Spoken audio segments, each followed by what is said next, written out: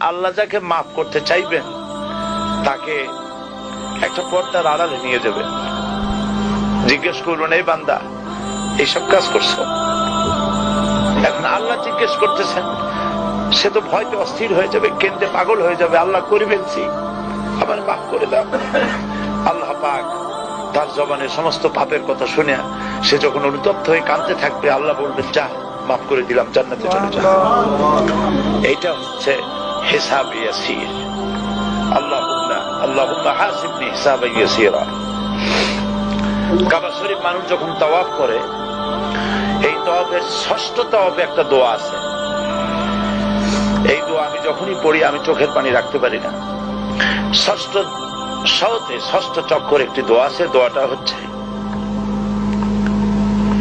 আল্লাহুম্মা ইন্না আলাইয়া হুকুকান কাসীরান ফীমা বাইনি ওয়া বাইনাক